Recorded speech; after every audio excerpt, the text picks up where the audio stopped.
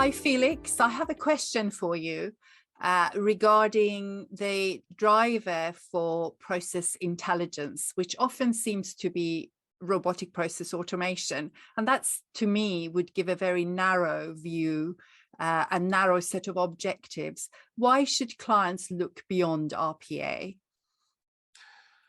Well, I think with KYP, we create, with sourcing data, we create a new source of the data, right? And that is in context of the people, processes, and technology. So it's a very broad context. We can derive, the tool can derive RPA-based automation cases out of it, but this data source that is created there, and the data that you are, in the end, the customers, users create, has so much more to give, right? It is very holistic and complete along the full people, or let's say execution process. So RPA is one angle to look at it, right?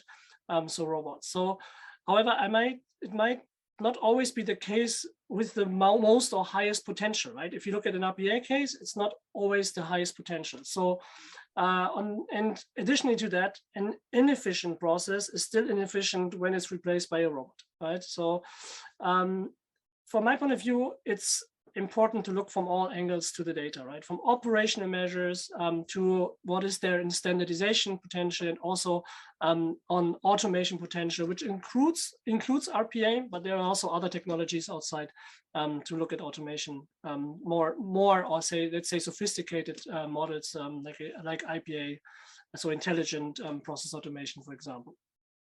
So really, the message is broaden your horizons, don't just limit things to RPA.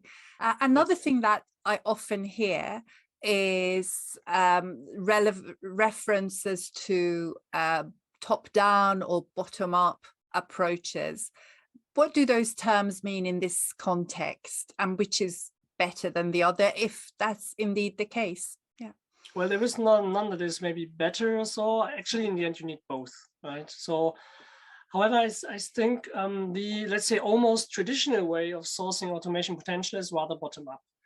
And that can lead into automations that are not tackling the business processes, people work, applications with the highest potential again, right? So they are not, by nature, not always looking into the ones with the highest potential. So I call that the incrementality trap.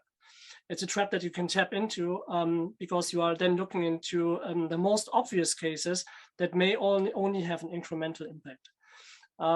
But with KYP, it's possible to go along the people and along the value chain, along the full value and people chain, right? So in the end, you find prioritized, well-valued, collectively exhausted list of measures you can implement, given top-down, but validated bottom-up. So that's how it goes together, given top-down, validated bottom-up.